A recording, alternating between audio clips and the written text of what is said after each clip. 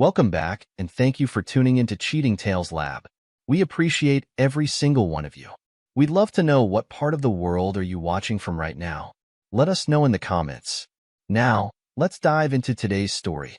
Snow drifted lazily past the floor-to-ceiling windows of Blake Porter's home office, creating a peaceful backdrop as he studied the blueprints spread across his mahogany desk. His latest project, a modern community center meant to breathe new life into downtown, represented everything he'd built his career on: innovation, sustainability, and community impact. At 45, Blake had earned his reputation as one of the city's most respected architects, and Porter Gregg Architects stood as a testament to his vision. The faint sounds of Christmas music and teenage chatter filtered up from the living room below. Blake allowed himself a small smile as he made final notes on the blueprints. The annual Porter Christmas party was just hours away, and the house was already coming alive with preparation. "Dad," Marcus's voice carried up the stairs. "Mason's hogging all the good ornaments again." "I am not," came the predictable response. "You're just mad because you can't reach the top of the tree." Blake rolled up the blueprints with practiced precision. "I'll be right down," he called out, his deep voice carrying an authority that immediately quieted the squabble. At 15, the twins were good kids, excellent students, actively involved in school activities, and generally well-behaved. If they looked nothing like him, well, he'd long ago attributed that to Sabrina's dominant genes. Descending the stairs, Blake paused to observe the scene before him. The 12-foot Christmas tree dominated their colonial home's spacious living room, already half-decorated with an eclectic mix of expensive glass ornaments and cherished homemade decorations from the twins' elementary school days. Mason stood precariously on a stepladder, while Marcus sorted through boxes of ornaments below. "Having trouble reaching the top?" Blake asked, approaching the tree. Without waiting for an answer, he picked up a delicate crystal star. "Here, let me help." Mason scrambled down from the ladder, oddly quick to yield his position. "Thanks, Dad," he said, the slight pause before the words so brief Blake might have imagined it. The front door opened, letting in a blast of cold air along with Sabrina Porter. At 43, she remained as striking as the day Blake had met her in college, tall, elegant, with the same honey-blonde hair the twins had inherited. She carried several shopping bags, presumably last-minute party supplies. "Blake," she acknowledged him with a nod that felt more businesslike than intimate. "The caterers will be here in an hour. Could you make sure your office is locked? We don't want any guests wandering up there." "Already done," Blake replied, noting how she'd already turned away before he finished speaking. After 18 years of marriage, he'd grown used to Sabrina's efficient, sometimes distant manner. She managed their family's real estate investments with the same precision she applied to everything else in their lives. The doorbell rang, and Marcus rushed to answer it. Uncle James, Blake's younger brother, swept in, bringing with him the scent of expensive cologne and winter air. James Porter had always been the more flamboyant of the two brothers, choosing the art world over their father's wishes for both sons to become architects. His gallery, Porter Contemporary, had become one of the city's premier art spaces. "There are my favorite nephews," James exclaimed, pulling both boys into a hug that seemed to last a beat too long. "I brought my new camera, thought we might do an impromptu photo session before the party." Blake noticed how the twins' faces lit up at the suggestion. "They need to finish decorating first," he said firmly. "The party starts in 3 hours. James waved a dismissive hand.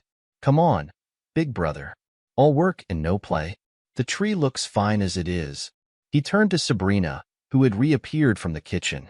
"Don't you think so, Sabrina?" Something passed between them, a look so quick Blake almost missed it. Sabrina's smile seemed to warm several degrees. "The boys have been working hard all morning. Let them have some fun with their uncle." Before Blake could object, James had herded the twins toward his personal studio space, a room Sabrina had insisted he needed when they'd renovated the house 5 years ago. The door closed behind them with a definitive click. The following morning at Porter Gregg Architects, Blake noticed something off about his business partner's behavior. Owen Gregg, usually direct to the point of bluntness, seemed unable to meet his eyes during their morning meeting.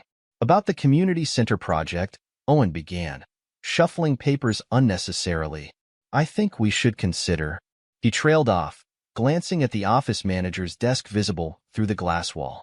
Alice Malone, their office manager and Sabrina's friend since college, quickly looked away, but not before Blake caught the worry in her expression.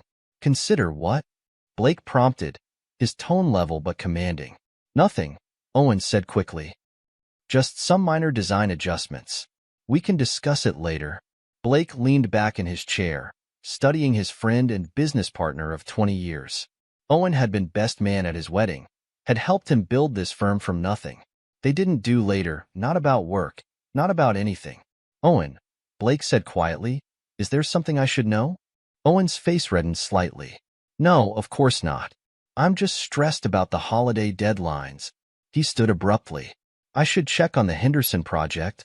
As Owen practically fled the office, Blake noticed Alice quickly picking up her phone. Her voice carried faintly through the glass. "He's starting to notice." I know. Just be careful." That evening, Blake arrived home to find James's car in the driveway again. Inside, he found the twins and his brother huddled over photography equipment in the living room, all three looking up guiltily when he entered. "Another photography lesson?" Blake asked, keeping his tone light despite the growing unease in his stomach.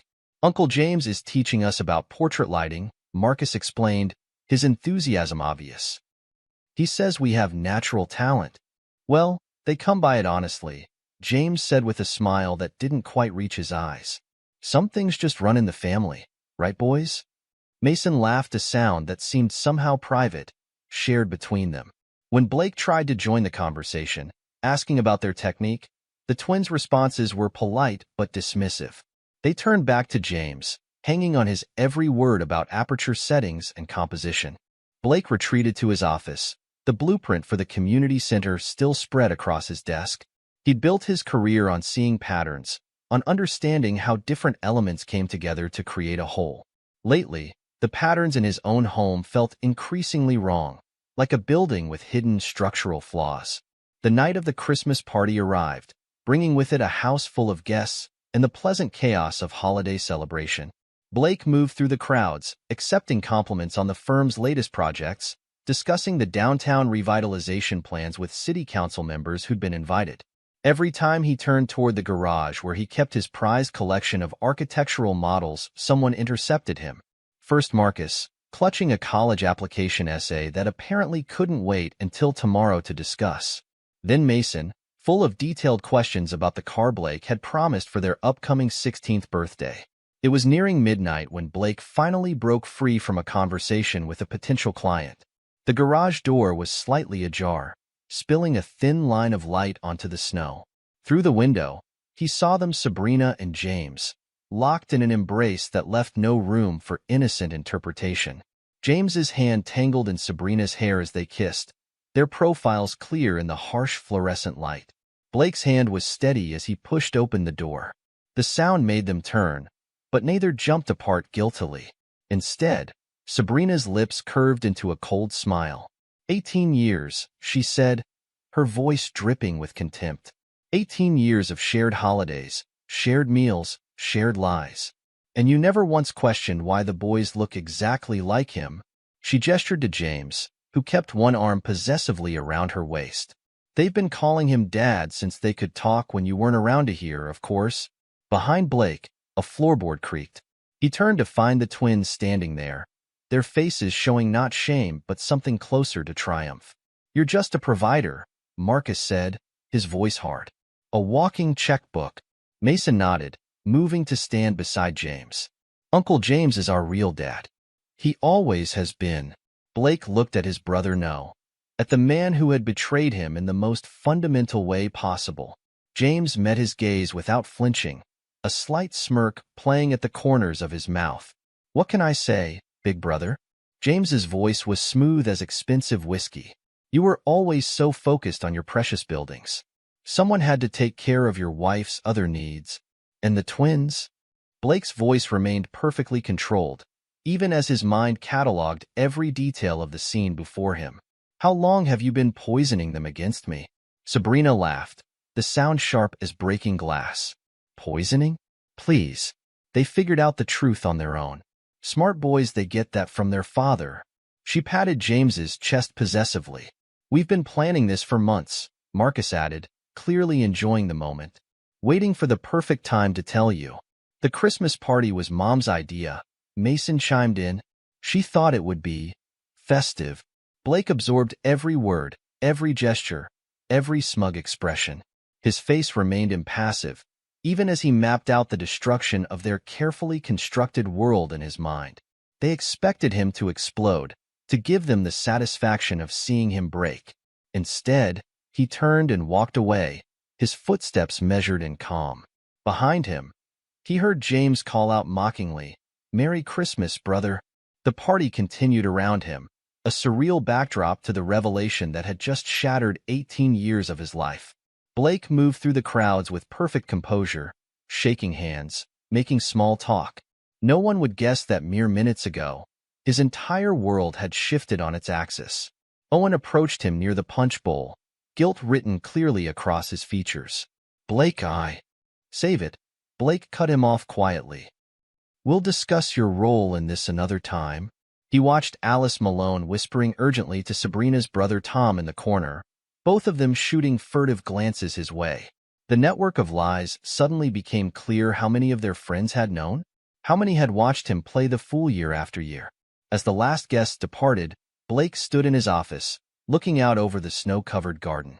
He could hear them below: Sabrina, James, and the twins laughing together like the family they'd apparently always been. Their voices carried clearly in the quiet house. "Did you see his face?" That was Marcus, sounding younger than his 15 years in his glee. "I thought he'd at least yell or something," Mason added, disappointed. "Instead, he just walked away." "That's your father for you," James said, his voice warm with false concern. "Always avoiding confrontation. Don't worry, boys. He'll probably throw himself into work and pretend none of this ever happened. As long as the checks keep coming," Sabrina added, followed by more laughter. Blake's reflection in the window remained perfectly composed. Let them think him weak. Let them believe their little drama had gone exactly as planned. They had no idea what was coming. Inside his mind, blueprints of a different sort were already taking shape, not for buildings, but for the systematic dismantling of everything James and Sabrina held dear. They thought they'd stolen his family? He would take their entire world. The snow continued to fall outside, covering everything in pristine white. By spring, Blake thought, the thaw would reveal a very different landscape. But for now, he let them celebrate their imagined victory. After all, the best revenge required patience, precision, and above all, perfect timing. He picked up his phone and began to make calls. The first one went to his lawyer, not the family attorney Sabrina knew about, but the shark he kept on retainer for his more challenging business deals. The second call was to a private investigator recommended by a client who'd once mentioned dealing with corporate espionage. "I need everything," Blake said quietly into the phone. "Every detail, every secret, every weakness. Price is no object." As he hung up, he heard the front door open and close, James finally leaving for the night. The sounds of Sabrina directing the twins to help clean up drifted up the stairs, all of them still riding the high of their grand revelation. Blake allowed himself a small smile as he shut down his computer. They thought the game was over. They didn't realize it was just beginning. Outside his office, he paused at the top of the stairs, listening to his soon-to-be ex-family's continued celebration. Sabrina's voice carried clearly, "Finally, we can stop pretending. Do you know how exhausting it's been, playing the perfect wife all these years?" "You did it beautifully, darling," James replied. "And now we can start our real life together." Blake descended the stairs, his footsteps deliberately heavy enough to announce his presence. The conversation cut off abruptly. He headed for the front door, pausing only to collect his coat. "Where are you going?" Sabrina demanded, already shifting into the role of wounded party. "We need to talk about this."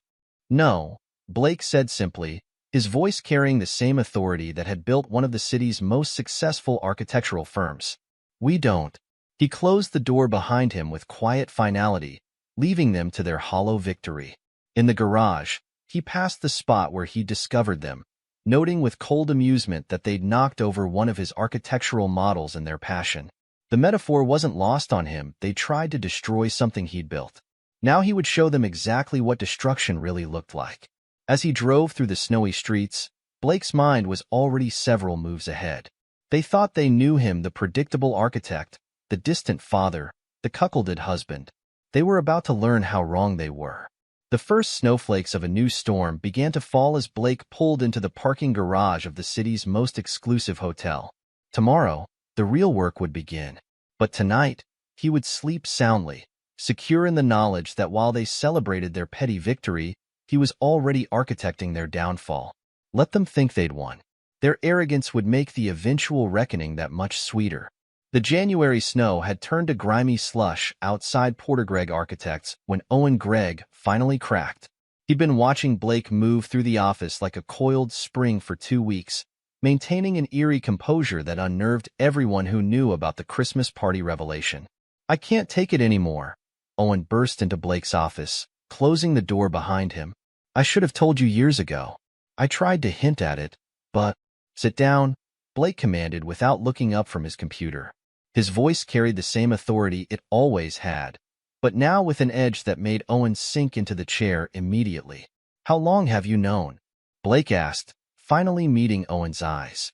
Owen's collar felt too tight. "About the affair?" "5 years. About the twins." He swallowed hard. "Almost since the beginning. James would get drunk at gallery openings, brag about how he'd pulled one over on his successful big brother." Blake's expression didn't change, but the temperature in the room seemed to drop. "And you, my business partner of 20 years, decided to keep this information to yourself. You have to understand." Owen leaned forward, desperation in his voice. "Half our social circle knew. Alice has been covering Sabrina's tracks for years, those business trips to check investment properties. She was with James. Hell, even Sabrina's brother Tom helped maintain the lie. He actually said you deserved it for being too focused on your career." Blake's fingers moved across his keyboard, each keystroke deliberate. "Keep talking. James has been planning this for months. He's already telling people he's going to merge his gallery with our commercial division. He thinks you'll be too devastated to fight back." Owen ran a hand through his thinning hair. "He's been approaching our clients, suggesting they could benefit from having their building's aesthetics managed by an in-house art consultant." A small smile played at the corners of Blake's mouth. How convenient of everyone to be so forthcoming now. "Blake, I'm sorry. I know I should have."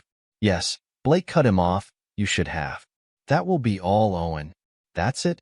You're not going to—" "I said that will be all." After Owen left, Blake opened his email. A message from his private investigator contained preliminary findings on James's gallery finances. Another from his offshore accounting team detailed the structure of several shell companies being established. A third from his lawyers confirmed the process of moving his patents for sustainable building designs into protected trusts was underway. Let James play his little power games. The board was already set for a very different match.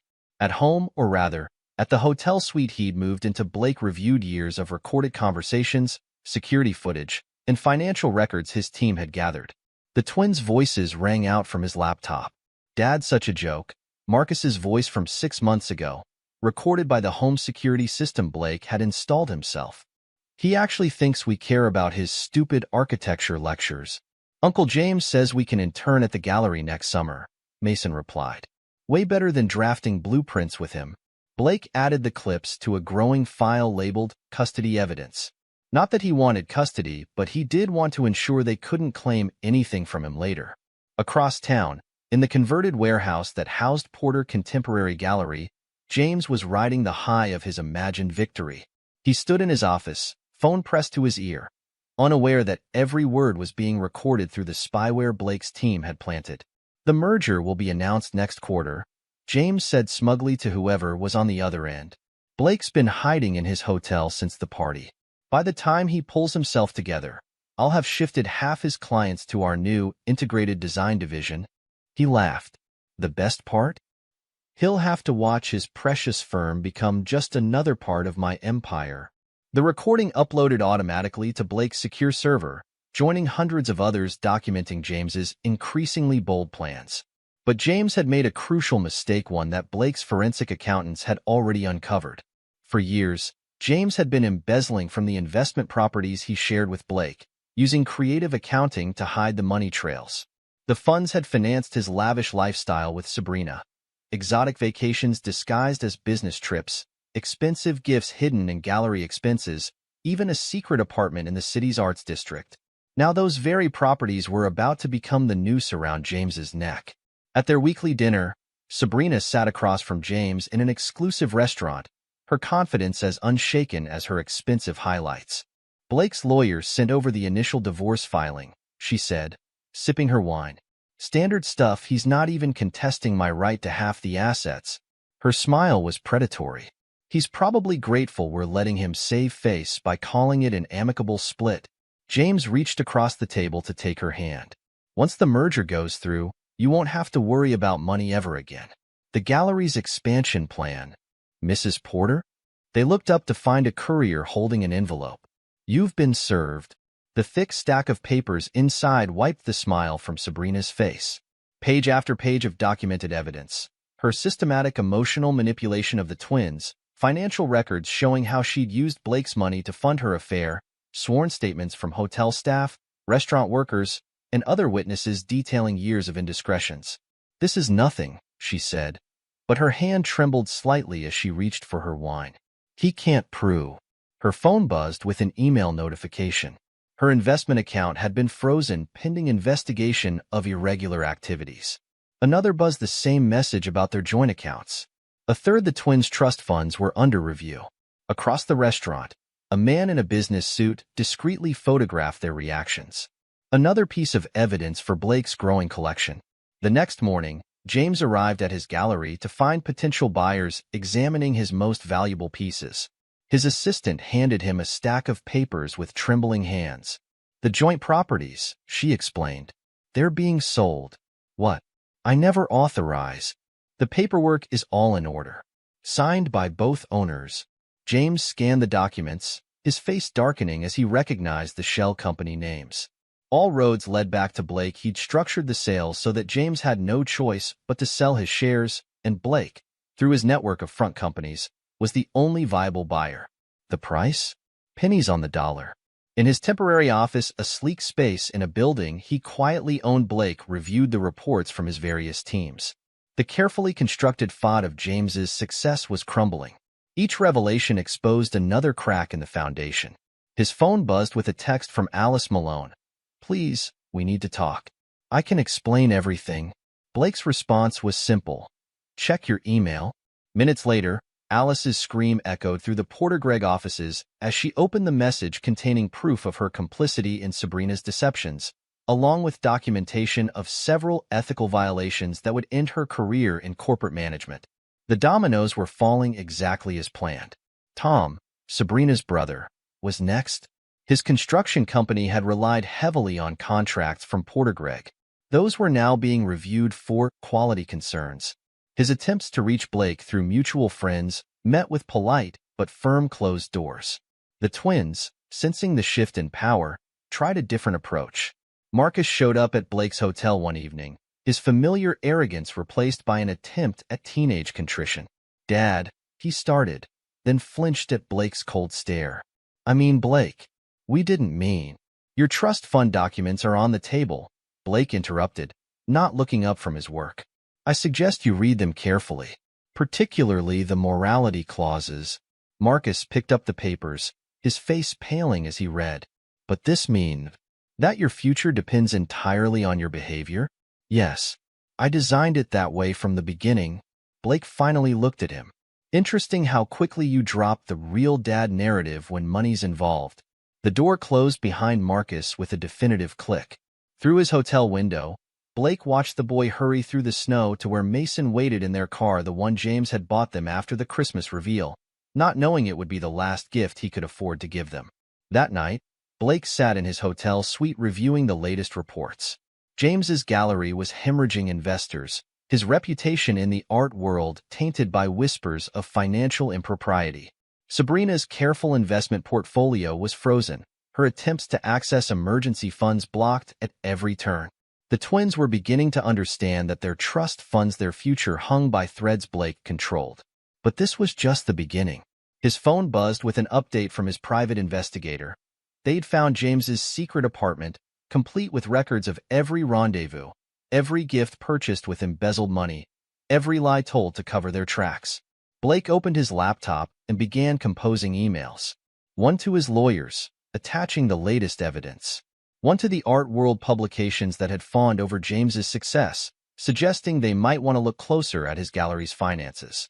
One to the board members who would vote on James's proposed merger, sharing some concerning financial projections. In their comfortable suburban home paid for with Blake's money, Sabrina paced while James tried to calm her. "He's just lashing out," James insisted. "Once the initial shock wears off." Initial shock? Sabrina's laugh held an edge of hysteria. "He's systematically destroying everything we built. The accounts are frozen, the lawyers are circling, and you're telling me to wait it out? I have the gallery. The gallery's bleeding money, and you know it. The merger's dead in the water, James. No one will touch us with these allegations hanging over our heads." Outside their window, another car drove by slowly, its occupant photographing the house. They'd given up trying to count how many private investigators Blake had watching them. The twins, grounded after their failed attempt to manipulate Blake, sat in their rooms watching their smartphones become increasingly useless as accounts and privileges disappeared one by one. "He can't do this," Mason insisted, trying another decline card on his favorite gaming platform. "We're his kids legally.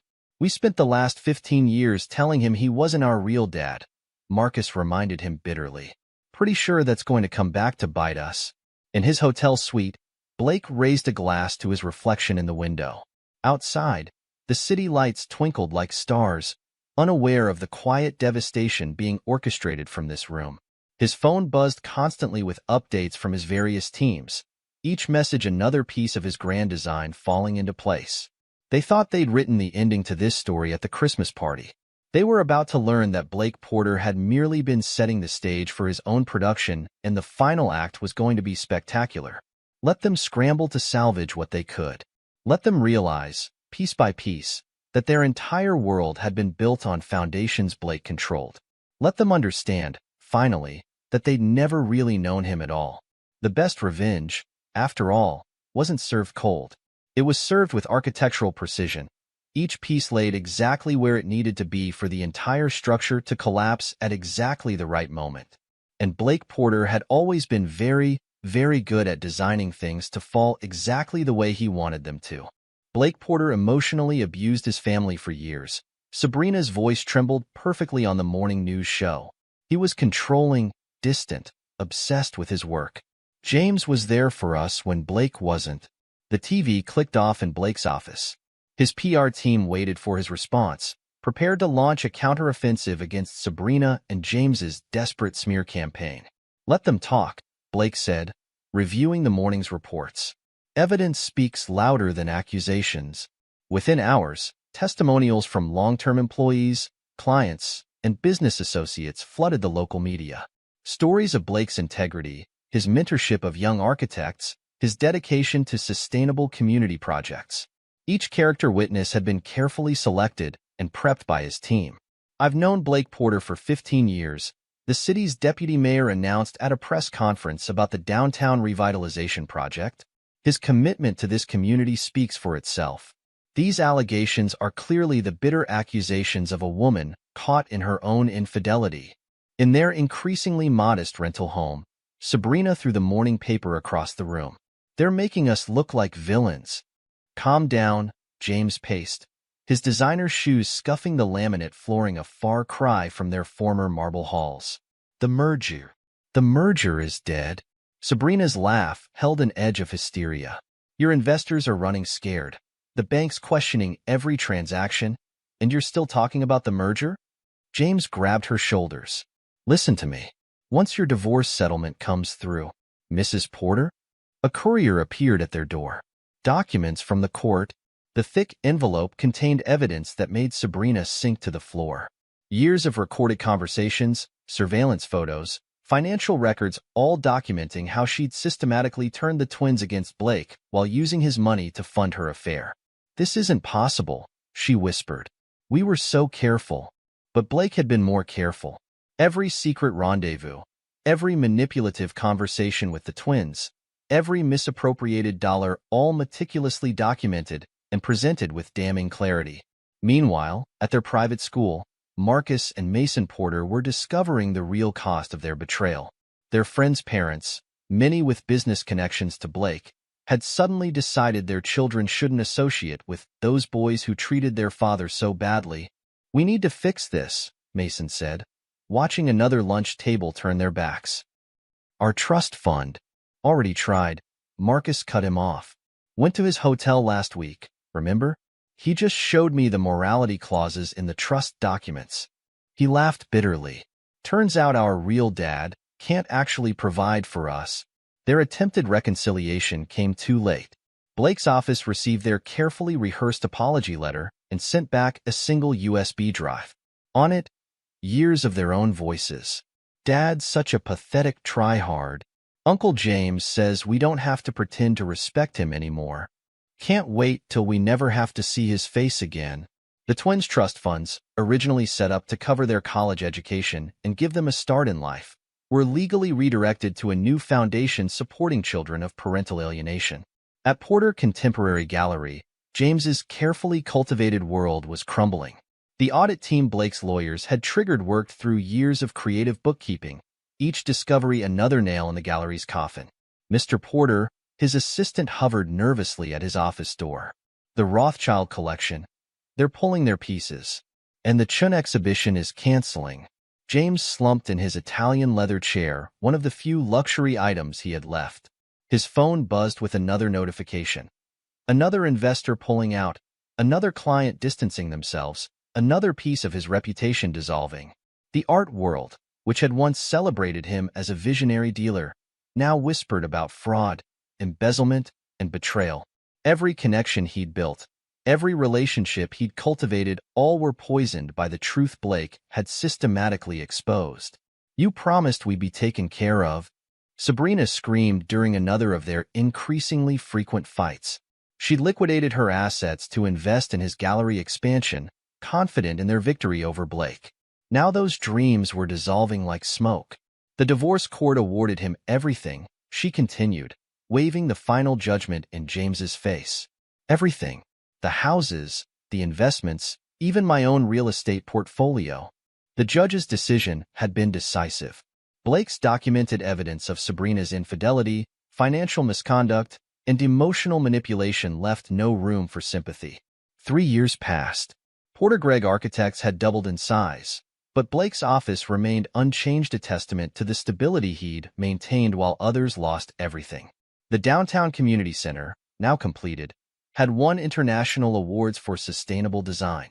His new penthouse offered a commanding view of the city, including the building that had once housed Porter Contemporary Gallery. The space was now a trendy restaurant. The owner had gotten an excellent deal after the gallery's bankruptcy auction. "Mr. Porter?" His assistant's voice came through the intercom. "Marcus and Mason Porter are here. They don't have an appointment." Through his office security feed, Blake watched his former sons fidgeting in the lobby. Gone were the designer clothes and arrogant poses.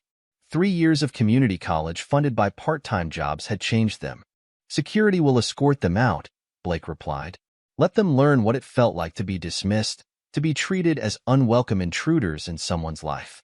That evening, as Blake reviewed the final plans for his firm's latest international project, a notification popped up on his screen. James had filed for bankruptcy, his final attempt at rebuilding his art career crushed under the weight of his past deceptions.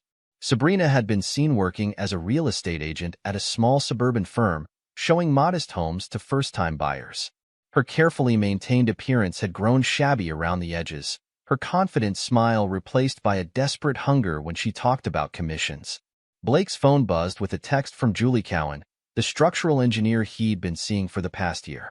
She appreciated his focus, understood his dedication to precision and integrity. Their relationship was built on mutual respect and honest communication, a foundation worth building on. "Dinner tonight?" Her message read.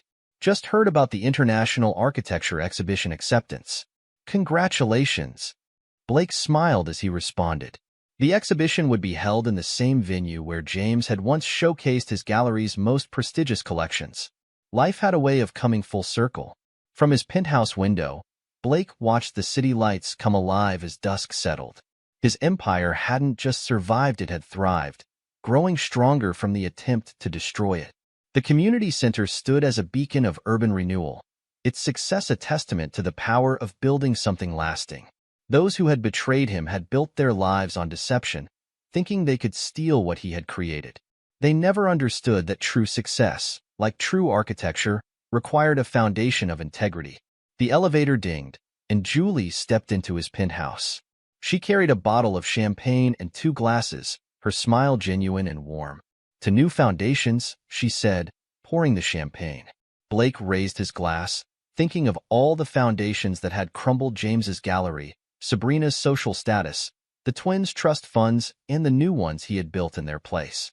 "To building things that last," he replied. Outside his window, the city sprawled before them, a testament to the power of careful planning and precise execution. Tomorrow, he would continue building his legacy. But tonight, he would celebrate the quiet satisfaction of knowing that sometimes the best revenge was simply living well. The news of James's bankruptcy and Sabrina's fall from grace brought no joy. He was long past needing that kind of vindication. His revenge had been executed with the same precision he brought to his architectural designs: methodical, thorough, and ultimately perfect in its completion. Some would call it cruel, the thoroughness with which he dismantled their lives. But Blake knew better. He'd simply revealed the true nature of the foundations they'd built, foundations made of lies, manipulation, and betrayal. Their collapse was inevitable. He just ensured it happened on his terms. In his study, a single architectural model remained: the community center that had occupied his attention during that last Christmas party. It stood as a reminder that while some things needed to be torn down, others could be built to last for generations. Julie wrapped her arms around him from behind, understanding his moment of reflection. She'd never asked about Sabrina or James or the twins, accepting that they were part of a structure he'd deliberately demolished. "The sunrise from here must be spectacular," she said, looking out over the city. "It is," Blake agreed, "especially when you understand the true value of new beginnings." As night settled over the city, Blake Porter stood in his penthouse, master of all he surveyed. He had rebuilt his life not through loud revenge or dramatic confrontations, but through the same careful planning and precision that had made him successful in the first place. The best revenge, after all, wasn't just living well, it was building something better from the ruins of betrayal. And Blake Porter had always been very, very good at building things that lasted. Epilogue: 20 years later. Blake Porter stood at the window of his corner office in Porter Architectural Group's new headquarters, watching the sunset paint the skyline he'd helped shape over 4 decades. At 65, his hair had turned distinguished silver, but his eyes retained the same sharp focus that had guided him through both triumph and betrayal. The city had changed dramatically since that Christmas party 20 years ago. 5 major developments bearing his firm's signature style dotted the horizon, each a testament to sustainable design and community impact. The downtown community center, the project he'd been working on during that fateful holiday season, had become a blueprint for urban renewal projects worldwide. "Mr. Porter?" His executive assistant's voice came through the intercom. "Your daughter's here." Sophie Porter Cowan, his and Julie's 18-year-old daughter, bounded into the office with her mother's energy and his precision of thought. She carried rolled-up sketches for her first-year architecture project at MIT. "Dad, I think I finally solved that structural issue we discussed." She spread the drawings across his desk, her enthusiasm infectious. Julie appeared in the doorway, watching them with a warm smile. 20 years of marriage had only strengthened their partnership, built on the bedrock of mutual respect and shared values. She'd risen to become one of the country's leading structural engineers, her innovations complementing Blake's designs perfectly. "Ready for dinner?" Julie asked. "The reservation's at 7. Blake gathered his things, including the latest industry award his firm had received, Architectural Firm of the Decade. As they headed to the elevator, he caught a glimpse of his reflection in the polished doors. Time had been kind to him, success agreeing with his features in a way that bitterness never had. The same couldn't be said for others. That morning's local paper had carried a small item about James Porter's death in a modest nursing home. His final years had been a steady descent into obscurity and poverty. The once celebrated gallery owner had never recovered from his bankruptcy, reduced to working as a part-time art teacher at a community center, ironically, one that Blake's firm had designed. Sabrina's fall had been equally dramatic. After years of struggling as a small-time real estate agent, she'd attempted to rebuild her social status by marrying a wealthy developer. But her new husband's fortune had been lost in the market crash of 2030, leaving her exactly where she'd started, alone and dependent on others for survival. Recent reports placed her living in a small apartment in the suburbs, surviving on Social Security and bitter memories. The twins' story had taken different paths. Marcus, after years of dead-end jobs and failed get-rich-quick schemes, had finally found modest success running a small photography studio.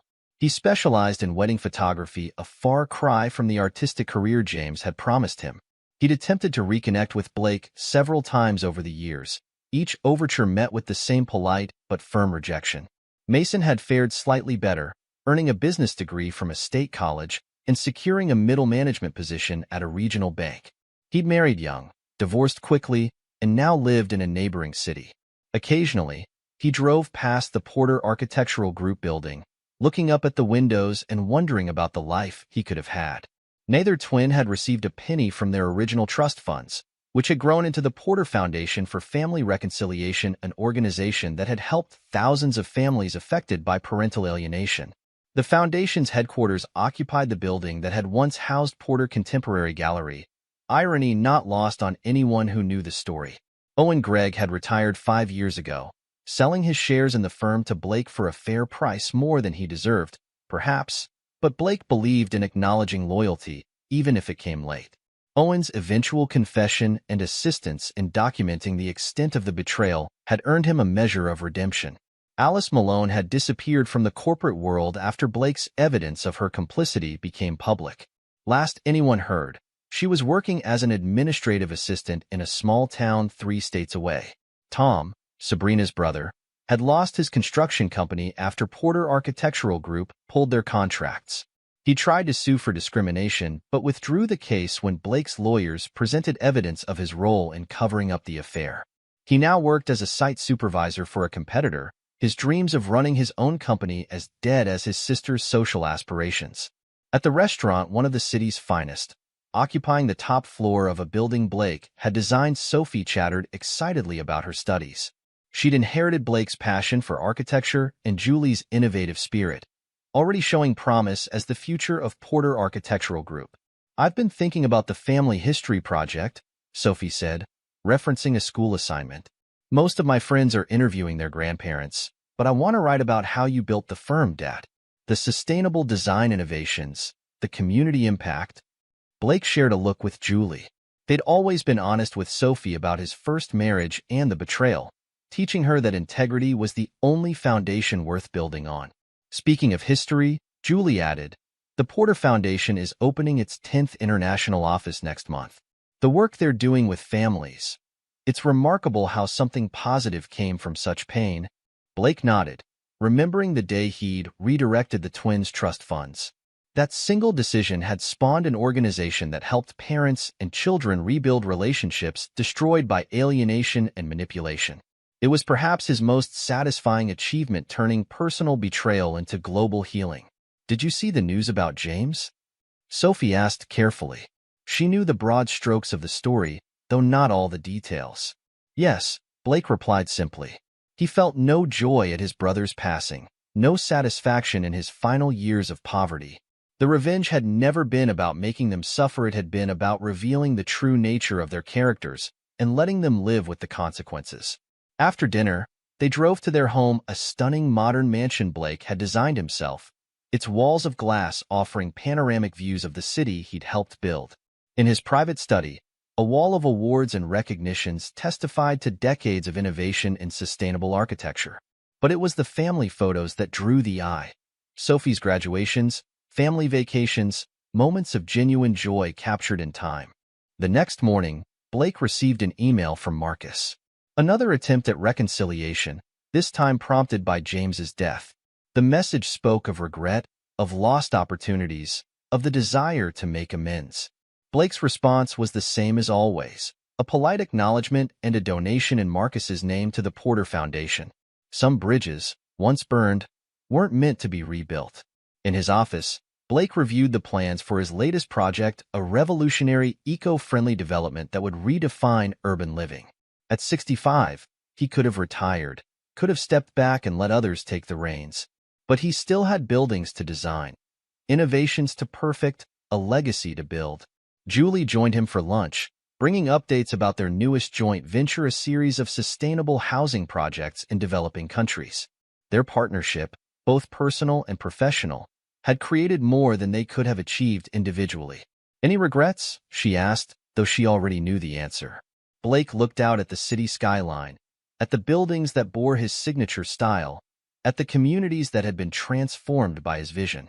He thought of Sophie, brilliant and determined, ready to carry that vision into the future. He thought of the Porter Foundation, turning personal pain into global change. "No," he said simply. "No regrets." Somewhere in the suburbs, Sabrina watched a young couple reject another modest home she was trying to sell. Her carefully maintained appearance couldn't hide the bitterness that had carved itself into her features. She drove home to her small apartment, passing the community center that still bore Blake's name. In another part of the city, Marcus packed up his photography equipment after another wedding shoot, his dreams of artistic greatness long since replaced by the reality of paying bills. He avoided art galleries. They reminded him too much of James's empty promises and his own squandered opportunities. Mason sat in his bank office, a middle manager's desk in a middle manager's room, looking at photos of the Porter Architectural Group's latest triumph in the business news. His own son would soon be college age, but there would be no trust fund to draw from, no legacy to inherit. But in his office high above the city, Blake Porter continued to build. Not for revenge that had been achieved long ago, but for the future. For Sophie, for the communities his buildings served, for the families the Porter Foundation helped heal. He had learned, over these 20 years, that the truest victory wasn't in watching others fall. It was in continuing to rise, in building something so magnificent that those who had tried to destroy you became nothing more than footnotes in your success story. At day's end, Blake left his office, passing the wall of photographs documenting his firm's journey. The downtown community center, his first triumph after the betrayal, the international awards, the Porter Foundation offices, Sophie's first design project, each image a brick in the foundation of a legacy built on integrity, innovation, and the quiet strength of a man who refused to be broken. The sun set behind the city skyline, painting the buildings in shades of gold and shadow. Somewhere out there, the remnants of his past lived their small lives, haunted by what they'd lost. But Blake Porter looked only forward, toward the next project, the next innovation, the next chapter in a story that had turned betrayal into triumph. After all, the best revenge wasn't just success, it was success so complete that those who had wronged you became irrelevant to your story. And Blake Porter's story was far from over. This is where our story comes to an end. Share your thoughts in the comment section. Thanks for your time. If you enjoy the story, please subscribe to this channel. Click on the video you see on the screen, and I will see you there.